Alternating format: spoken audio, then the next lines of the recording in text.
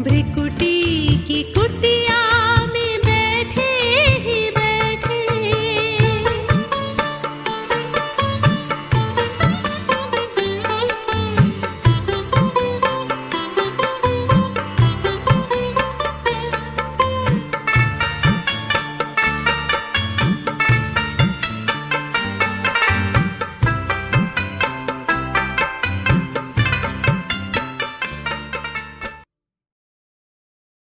ओम शांति। जैसे अभी अभी आप सबने गीत सुना कि भ्रुकुटी के कुटिया में बैठे बैठे, जैसे बाप दादा भ्रुकुटी के कुटिया में बैठे हैं, वैसे हम भी आत्मा भ्रुकुटी के कुटिया में बैठ करके सभी कर्म कर रहे। तो हमें भी आत्माभिमानी बनने का विशेष पुरुषार्थ करना है, क्योंकि पुरुषार्थ का विशेष जो सब्जेक्ट है यही है आत्माभिमानी स्थिति। पुरुषार्थ किसको कहा जाता है? पुरुषार्थ मतलब दूसरा तीसरा कुछ नहीं। पुरुष मना पुरुषार्थ, पुरुष मतलब आत्मा, रत मना शरीर। तो ये शरीर से स्वयं का अलग समझना, यही वास्तव में क्या है? पुरुषार्थ है। तो हमें पुरुषार्थ अर्थात आत्माभिमानी कैसे बने, इस टॉपिक के ऊपर विशेष आज चर्चा करेंगे। तो वैसा तो हमारे इस ज्ञान में सबसे जो इम्पोर्टेंट लेसन है वो है आत्माभिमानी स्थिति। अगर जिसने आत्माभिमानी की स्थिति ही पावरफुल नहीं किया, उसके लिए ये जो योग है वो योग बहुत कठिन है। इसलिए ब्रह्मा बाबा ने भी देखो शुरू में जो अभ्यास किया, जो प्रैक्टिस की, कौन सी की? मैं आत्मा हूँ, जशोदात्माएं, ये आत्माएं। तो बाबा ये आत्मा का पाठ पक्का पर करते करते करते देखो साधारण मनुष्य से भी नारायण बन गए। तो ये कैसे बने? ये आत्माभिमानी स्थिति के अभ्यास से। और अभी भी बाबा हर मुरली के अंदर विशेष आत्मा समझो, आत्मा समझ करके फिर मुझे याद करो, आत्मा आत्मा कितना हर मुरली के अंदर बाबा का ये लेसन जरूर होता है। कुछ ज्ञान सुनाएंगे, गहरे ज्ञान की बातें सुना करके फिर बाबा कहेंगे अच्छा बाकी सब कुछ भूल करके आत्मा समझ करके अपने शिव बाबा को याद करो। तो ये आत्माभिमानी स्थिति ही इस पुरुषार्थ का मेन सब्जेक्ट है। विशेष हम आत्माभिमानी कैसे बने, अभी हमने कुछ दिन पहले गुलजार दादी को भी पूछा था, दादी आप क्या पुरुषार्थ करते अभी भी? तो दादी ने यही कहा कि मैं अशरीरी बनने का पुरुषार्थ करती हूँ।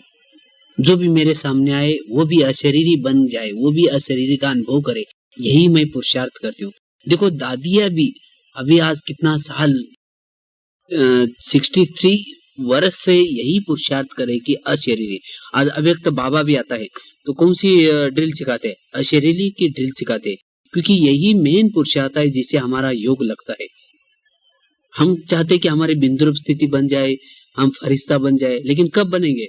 जब आत्मा का लेसन पक्का होगा तो सहज बिंदुरूप स्थिति, अशरीरी स्थिति या फरिश्ता स्थिति अपने आप बनती जाएगी। वो तो आत्म अभिमानी पुरुषार्थ का रिजल्ट है। जैसे हलवा बनाते, जब हलवा बनाते तो क्या करते? सूजी को अच्छी तरह भूनते जाते, फिर बाद में एक समय आता है वो हलवा बन जाता है।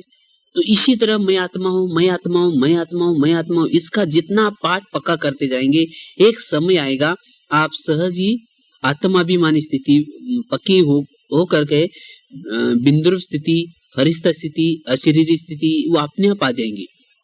और बाकी हमारे अंदर जो भी धारणाएं है, वो धारणाएं भी क्या है? धारणाएं ये पुरुषार्थ आत्माभिमानी स्थिति का फल है। अगर हम धारणा ही करते रहेंगे, मतलब सोचेंगे ये मेरे अंदर दैवी गुण आना चाहिए, ये आना चाहिए, और आत्माभिमानी का जो मेन जो पुरुषार्थ है वो नहीं करेंगे तो हमारे वो होगा ही नहीं। तो इसीलिए हमें आत्माभिमानी बनने का ही मेन पुरुषार्थ करना है, जिसे जो आत्माभिमानी बनने का पुरुषार्थ करेगा उसके लिए योग, उसके लिए धारणा है, उसके लिए इस ज्ञान में चलना कठिन नहीं लगेगा, बिल्कुल सहज लगेगा। और बाबा भी जब आता है यहाँ, तो बाबा की अच्छी प्रेरणा मिलने के लिए, बाबा की अच्छी अनुभूति होने के लिए हमें क्या करना है? अशरीरी बन करके बैठना है। जितना जो आत्माभिमानी होकर के बैठेगा, उसके लिए जब बाबा आता है, बाबा से बहुत अच्छी अनुभूति आप कर सकते हैं। नहीं तो अगर आत्माभिमानी नहीं है और बाबा के सामने बैठते हैं तो वही गुलजार दादी आपको दिखाई पड़ेगी। एक बार ऐसे हम ओम शांति भवन में बैठे थे और साइड पर कई माताएं बैठी थी। तो ये एक माता दूसरी माता को पूछते हैं कि बाबा कब आएंगे, जबकि बाबा आकर के मुरली चला रहे थे। और एक पूछते कि बाबा कब आएंगे, तो दूसरी बोलते कि ये माताजी जब उठेगी तब तो बाबा आएंगे। तो माताजी भी बोलती जा रही, उसका आवाज भी बढ़ा नहीं, कुछ नहीं, छोटे छोटे आवाज में अगर ये उठेगी तब बाबा आएंगे। तो देखो बाबा आए थे, मुरली चला भी रहे थे, लेकिन उस माता को उसकी भाषा ही नहीं आई। क्यों नहीं आई? क्योंकि वो खुद आत्माभिमानी स्थिति में नहीं है। अगर आत्माभिमानी स्थिति में होती तो बाबा जब आते हॉल में तो तुरंत वो जो वायुमंडल बन जाता है, उस वायुमंडल से उसको स्टेज पर कोई शक्ति बैठी है, परमात्मा शक्ति, सुप्रीम सोल बैठा है, वो अनुभूति उसको ऑटोमेटिक। इसलिए अपने इस विद्यालय का नियम है 1 साल के बाद ही बाबा से मिलने के लिए आते। क्यों? 1 साल तक वो आत्मा का थोड़ा लेसन अगर पक्का करेंगे तो बाबा के सामने लाने से वो अनुभूति कर सकेंगे। तो इसलिए हमें अनुभूति करने के लिए क्या करना है? आत्माभिमानी स्थिति का। बाकी फिर आप कहीं भी बाबा के सामने कहीं भी बैठो, चाहे पीछे कहीं भी, लेकिन अगर वहां आप अशरीरी होकर के बैठेंगे तो बाबा की किरणें, बाबा का जो फोकस है वहां तक पहुंच जाएगा। कभी कभी हम क्या सोचते हैं, अरे मेरे को तो बाबा की अनुभूति होती ही नहीं, मेरे को तो योग लगता ही नहीं, मेरे को तो बाबा से शक्ति आती ही नहीं। वो क्यों आएगी? अगर आप देह के घर में बैठे, समझो अगर आप घर में बैठे हैं और घर में बैठ करके ये सोच रहे कि आज तो दिन तो निकला ही नहीं, आज तो उजेरा तो है ही नहीं, आज तो धूप तो लगी ही नहीं रही, घर में बैठे हैं और बोल रहे, तो आपको अगर और दिन तो लगातार वो किरणें अपने फैला रहे, तो दिन की किरणें आपको अनुभव करने के लिए आपको क्या करना पड़ेगा? घर से बाहर निकलना पड़ेगा ना, घर से बाहर आना पड़ेगा, जब तो किरणा का अनुभव होगा, धूप का अनुभव होगा। इसी तरह अगर बाबा भी ऊपर से, बाबा इस संगम युग में निरंतर आपकी अपनी किरणाएं ऊपर से फैला रहे, लेकिन उस किरणाओं की अनुभूति होने के लिए हमें क्या करना होगा? इस देह रूपी घर से बाहर निकलना होगा। अगर देह रूपी घर से बाहर आएंगे तो सहज आपको उस किरणाओं का अनुभव होगा। अगर घर में ही बैठे हैं देह भान में, तो देह भान वालों को कभी भी बाबा की शक्ति का अनुभव नहीं होगा। तो इस तरह से हमें आत्माभिमानी बनना ये बहुत आवश्यक है। तो हम आत्माभिमानी बने कैसे? बाबा तो इसका महत्व बहुत बताते, आत्मा समझो, आत्माभिमानी बनो, लेकिन बने कैसे प्रैक्टिकल? तो इसके लिए हमने शुरू में जब ज्ञान में आए थे तो शुरू में कुछ अभ्यास किए हैं, वो अभ्यास आपके सामने रखते हैं, शेयर करते हैं। तो अगर उसका भी आप अनुभव करेंगे तो सहज आप आत्माभिमानी बन सकते हैं। तो शुरू में हम ज्ञान में आए थे, तो आत्माभिमानी बनने के लिए शुरू में जैसे कोर्स करने के बाद पहले लेसन में हम सुन लेते हैं, जी शरीर क्या है? गाड़ी है, आत्मा इसका ड्राइवर है। तो जैसा स्थूल ड्राइवर भी क्या करता है, अपनी गाड़ी को रोज गैरेज में लगाते हैं, और गैरेज में लगा करके उस गैरेज में गाड़ी के अंदर नहीं सोता, लेकिन क्या करता है, गाड़ी को गैरेज में लगा करके लॉक करके ऊपर कवर वगैरह ढक करके फिर नमस्ते करते क्या करता है, अपने घर में चला जाता है, और घर में जाकर के पूरा माता पिता को समाचार सुना करके खाना खा के फिर वही सो जाता है। वो गाड़ी में सोएगा तो क्या हो जाएगा, उसको मच्छर काटेंगे, नींद अच्छी नहीं होगी, खाना नहीं मिलेगा, फिर दूसरे दिन वो ड्राइवर अपनी गाड़ी को अच्छी तरह ड्राइव नहीं कर सकेगा। तो इसी तरह हमें भी क्या करना है। और आजकल का जो गाड़ियां रखने का स्थान कैसा होता है, गाड़ियां रखने का स्थान जैसे नीचे से पिलर उठाते और ऊपर नीचे गाड़ियां सभी रहते और ऊपर उनका रहने का स्थान होता है, सभी रेसिडेंस ऊपर होता है, नीचे का ग्राउंड फ्लोर गाड़ियां रखने का होता है। इसी तरह हमारा भी क्या है, ये 3 लोग है, 3 लोग में ये जो सृष्टि है, सृष्टि गाड़ी रखने का पार्किंग स्थान है। और हमारा जो घर है ऊपर परम धाम में 3 फ्लोर का, जैसे ग्राउंड फ्लोर, फर्स्ट फ्लोर अव्यक्त वतन, सेकंड फ्लोर परम धाम, तो 3 फ्लोर का ये हमारा मकान है। तो हमें क्या करना है, अपने सोने से पूर्व अपनी गाड़ी को गैरेज में लगाना है। गैरेज और स्थान कौन सा, गैरेज में जो भी अपना अपना निश्चित स्थान है, जो गाड़ी रखने का बेड, वहां लगा करके उसके ऊपर अच्छी तरह बेडशीट वगैरह डालो, बेडशीट डाल करके फिर नमस्ते करके लॉक करके फिर क्या करना है, नमस्ते क्यों करना है, तो क्योंकि बहुत वैल्यूएबल गाड़ी है ये। जितने भी हमें 83 गाड़ियां मिली उस गाड़ियों में से सबसे बढ़िया गाड़ी ये है, क्योंकि ये गाड़ी बहुत आपके भले बुजुर्ग है, भले बीमार है, खटारा है, कैसी भी है, लेकिन बहुत कमाई करने वाले, इसलिए नमस्ते भी करो। और नमस्ते करके फिर बाद में क्या करना है, और हमारा घर तो बहुत ऊंचाई पर है, तो जैसा वो गाड़ी का ड्राइवर क्या करता है, अपने ऊपर दो चार मंजिल पर ऊपर जाने के लिए क्या करता है, लिफ्ट में बैठ करके चला जाता है।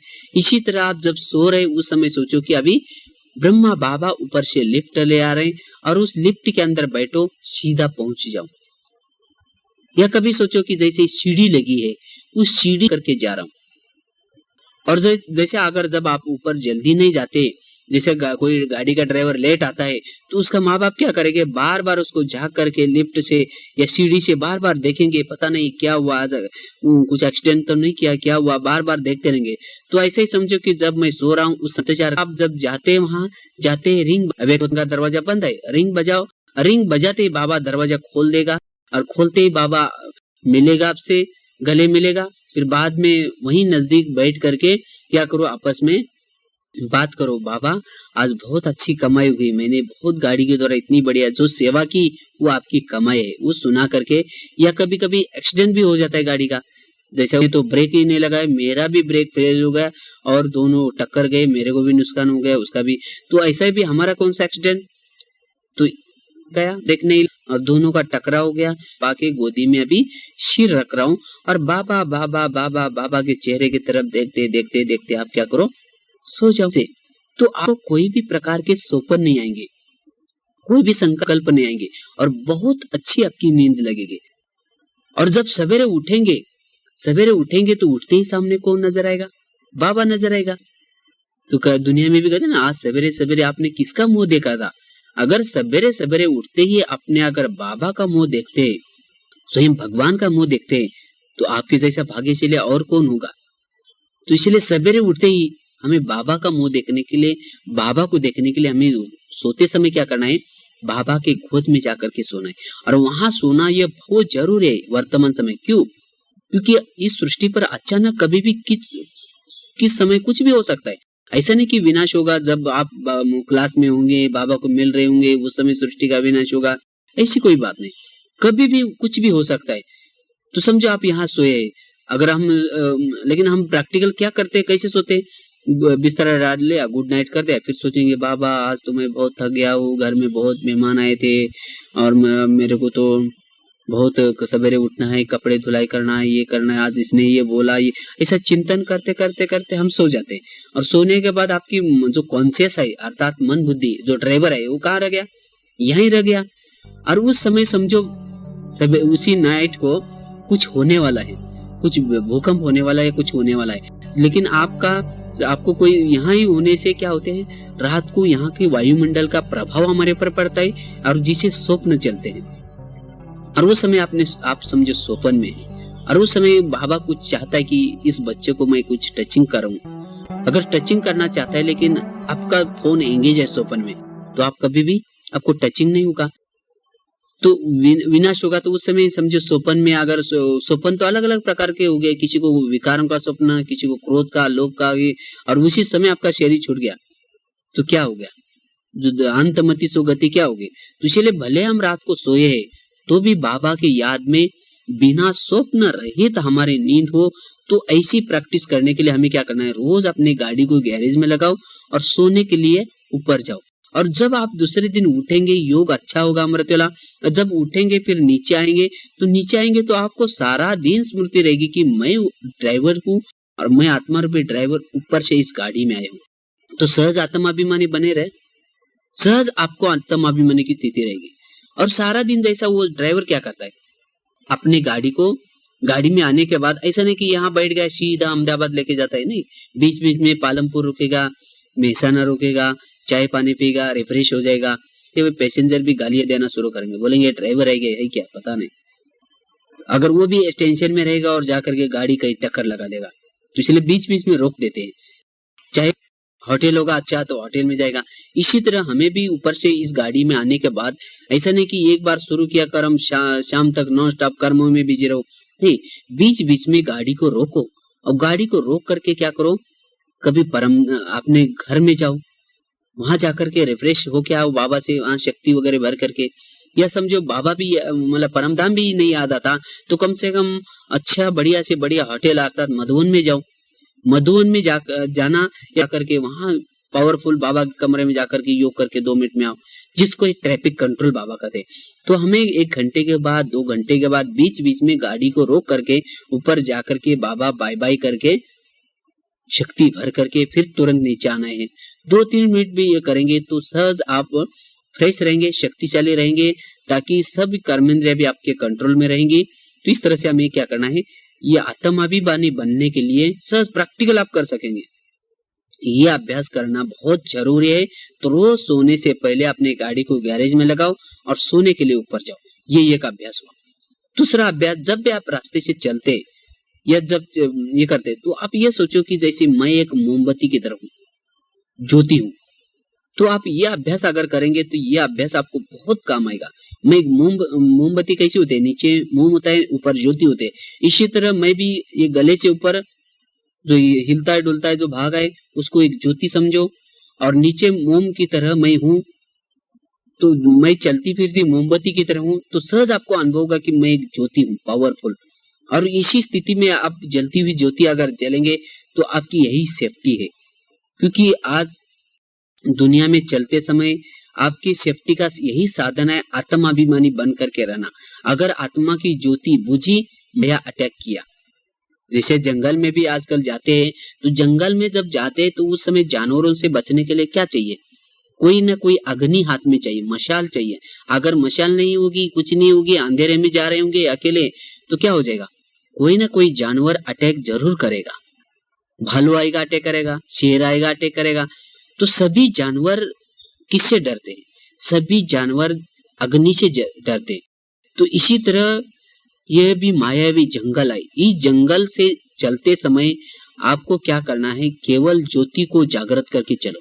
कैसा भी घना जंगल हो, कैसा भी विकारी वायुमंडल हो, कैसी भी माया की दुनिया की वाइब्रेशंस हो, लेकिन उससे बच करके रहने के लिए केवल ज्योति को जागृत करके रखो, तो आपको कुछ भी नहीं होगा। आप स्वयं की सेफ्टी भी कर सके कि औरों की उस ज्योति के उजेरे में जो है उसकी भी सेफ्टी कर सकेंगे। तो ये बहुत बड़ा अभ्यास है। तो इसलिए हमें आत्मा की, इसलिए बाबा कहते हैं ना, देह भान ये सबसे बड़ा विकार है। काम विकार महाशत्रु से भी बड़ा विकार है देह भान। देह भान में आया तो सभी भूतों की प्रवेशता हो जाती है। अंधेरा हुआ, भूतों की प्रवेशता हो गई। तो इसलिए भूतों को भगाने के लिए, भूतों से बचने के लिए, जानवरों से बचने के लिए यह आत्माभिमानी स्थिति बहुत जरूरी है। और भविष्य में अभी आपको जो राजपद मिलेगा उसका आधार भी क्या है, आत्माभिमानी स्थिति। जिसका आत्माभिमानी स्थिति का वोरा, जो वोरा मतलब जिसका जो ये होता है ना प्रभामंडल, वो जितना लंबा उतना उस आत्मा का राज्य उतना ही लंबा होगा, उतना ही बड़ा। और उसका जितना पावरफुल वोरा होगा उतना ही उसके राज्य में जो भी कुछ लोग रहने वाले हैं, प्रजा रहने वाली, वो कभी भिखारी या मांगने वाली नहीं, भूखे नहीं मरेंगे, वो पावरफुल रहेगी उसके एरिया में। तो जितना हमारा वोरा बड़ा उतना ही हमारा राज्य बड़ा। और हमारे जो भविष्य में जो सगाई भी होते हैं वो भी किसको देख करके होते, वोरे को। जितना जिसका वोरा समान होगा उतना ही उसके साथ उसकी शादी हो सकती है, सगाई होगी। तो इसलिए हमें आत्मा का वोरा को क्या करना है, बढ़ाना है। जितना वोरा पावरफुल, राज्य भी बड़ा। अगर समझो आप, तो आप चेक कर सकते हैं, जब आप योग लगाते समय आपकी जो आत्मा की लाइट है वो कहाँ तक जाते हैं। जैसा बल्ब होता है ना, कोई छोटा बल्ब होता है, उसका उजेरा उतना ही होगा, उससे बड़ा उससे ज्यादा हो जाएगा, उससे बड़ा और ज्यादा हो जाएगा। अगर हमारे आत्मा की जो हम योग करते हैं उस समय हमारे गांव तक ही जाती होगी, तो हम उस गांव के जितने राजा बनेंगे भविष्य में। अगर हमारा उससे और डिस्ट्रिक्ट लेवल तक, तो डिस्ट्रिक्ट लेवल के राजा बनेंगे। उससे बड़ा तो उससे बड़े स्टेट का राजा बनेंगे। उससे हमारा जो हो रहा है सारे विश्व में जब जाएगा तब हम विश्व के राजा बन सकते हैं। तो इसलिए हमें बोरा को पावरफुल बनाना है। इसके लिए उस पावर हाउस से कनेक्शन सदा निरंतर लगते रहो, तब हमारा ओरा बढ़ता जाएगा, बैटरी चार्ज होती रहेंगी। इसलिए हम जितना आत्माभिमानी बनते रहेंगे ओरा बढ़ता जाएगा, शक्तिशाली बनता जाएगा। और ये हम चलते फिरते अगर केवल आत्माभिमानी भी है तो भी हमारा क्या होगा, जब भी हम चल रहे वहां का वायुमंडल शुद्ध होगा। ये बहुत बड़ी सेवा है। केवल आप कुछ भी नहीं करो, आत्माभिमानी बनकर रहो, तो वहां का जो विकारी वायुमंडल है वो अपने आप समाप्त होता जाएगा और शुद्ध वायुमंडल बनता जाएगा। तो आत्माभिमानी बनना, ये आगे चल करके जो जिसने ये निरंतर आत्माभिमानी का अभ्यास किया है वो आत्माएं इस संसार में चमकेंगे। इसलिए बाबा कहते हैं धरती के सितारे कौन है? जो आत्माभिमानी, वही है धरती के सितारे। और अंधेरे में आगे चल करके वो जरूर रोशन होंगे, जरूर चमकेंगे। इसलिए हमें आत्माभिमानी बनने का ये गुप्त बहुत पुरुषार्थ करना है, जिसे कोई भी विकार अटैक नहीं कर सकता, भाई भाई की दृष्टि भी आ सकती है। दूसरा अभ्यास है आत्माभिमानी बनने, तीसरा अभ्यास है आत्माभिमानी बनने के लिए, जब भी आप चलते हैं तो चलते समय जैसे आप तीनों लोगों से, जैसे मैं चल रहा हूं, मतलब मेरी जो हाइट तीनों लोगों तक है, तो आपको सहज लगेगा कि मैं आत्मा हूं, यह अभ्यास रहेगा। मना छत्ती से ऊपर ऐसा परमधाम में, बीच का ऐसा व्यक्त वतन में, और पांव सृष्टि के गोले पर चल रहा हो, इससे भी आप आत्माभिमानी बन सकते हैं। दूसरा एक बहुत सुंदर अभ्यास है, जैसे ये होता है स्टैच्यू होता है, स्टैच्यू बनाते समय क्या करते हैं? अंदर 2 बाम्बू लगाते हैं, मतलब जो मूर्ति बनाते हैं कीचड़ की, मिट्टी की मूर्ति, तो उसको क्या करते हैं? 2 बाम्बू लगाते हैं, और बाम्बू लगा करके ऊपर से मिट्टी लगाते हैं गिल्ली, और उसके ऊपर पेंटिंग करते हैं। इसी तरह हम भी क्या है, हम भी अंदर से 2 ये लगाए हुए हैं बाम्बू, अर्थात 2 हड्डी है। उस हड्डी को क्या किया है? खून और मांस लगा चिपकाया हुआ है, और उसके ऊपर पेंटिंग, काला पेंटिंग, पीला पेंटिंग, अलग अलग पेंटिंग है, और अंदर तो ज्योति है। तो इस तरह से हम तो चलते फिरते, मैं एक चलता फिरता लदा हुआ खून और मांस का एक पुतला हूं, ये अभ्यास करो। और जब आप बैठो एक जगह पर और बैठ करके अभ्यास करो, जैसे मैं एक बैठा हूं और मेरा शरीर का भी जो चमड़ी है वो अलग हो रही, चमड़ी अलग हो रहा है, तो केवल क्या रहेगी? खून और मांस रह गया। तो खून और मांस भी एक 10 मिनट उसी स्थिति में रहो, वो भी अभी अलग हो रहा है, केवल रह गए कि हड्डियां, उस हड्डियां के बीच में एक ज्योति रखे, तो सहज आपको क्या लगेगा? मैं एक आत्मा शक्तिशाली उस भ्रुकुटी में बैठी हूँ, यह अनुभव होगा। और अभी हड्डियां भी खत्म होगी, केवल रह गया ज्योति। तो इस अभ्यास से भी आप आत्माभिमानी बन सकते हैं। या कोई समझो ये अभ्यास आपको और भी काम आएगा, जैसे किसी का अगर हमें आकर्षण होता है, क्योंकि बहनों को भाइयों का, भाई को बहनों का ऐसा शरीर अट्रैक्शन होता है, उसी समय भी ये अभ्यास कर सकते हैं। या कोई अच्छा लगता है, किसी का अट्रैक्शन लगता है, तो उस समय आप ये जिसका भी आकर्षण है आपको, उस व्यक्ति को सामने इमर्ज करो, इमर्ज करके उसको अच्छी तरह शरीर देखो। फिर बाद में उसको क्या करो, धीरे धीरे सोचो कि इसकी जो चमड़ी है वो चमड़ी अभी निकल रही, तो रह गए क्या? केवल खून और मांस। वो खून और मांस देखते ही आपको बिल्कुल घृणा आएगी, और उसके बाद अभी धीरे धीरे वो खून और मांस भी अलग हो रहा है, केवल हड्डियां रह गई, और हड्डियां रह गई उसके बाद ज्योति। तो ऐसा हमें क्या करना है? दूसरों को भी आत्मा देखने का अभ्यास करना है, न कि उसका शरीर। शरीर तो विनाश है और उसके अंदर घृणा है, तो जितना, क्योंकि वो सब पेंटिंग अलग अलग है, किसी को पीला पेंटिंग मारा हुआ है, किसी को काला पेंटिंग है। पेंटिंग को हम देख करके क्यों अट्रैक्शन होते हैं? हम उसके अंदर जो ज्योति है उस ज्योति को देखे। तो जितना हम ये आत्माभिमानी स्थिति का अभ्यास करेंगे, उतना ही हमारा योग बाबा के साथ लगेगा। और जैसे और एक अभ्यास है आत्माभिमानी बनने के लिए, एक पर्सनल डायरी आप अपने पास रखो। शुरू में हम कर देते, डायरी रख करके उसके अंदर लिखो कि आत्माभिमानी कितना समय, देह भान में कितना समय। तो हर घंटे के बाद चेक करो कि मैं आत्मा हूँ, इस स्मृति में कितना समय में रहा हूँ, तो मैं आत्मा, ये कितना स्मृति रही। बार बार इसको चेकिंग करेंगे तो सहज आपको बार बार। नहीं तो हम चार्ट जो चेक करते हैं वो कब करते हैं?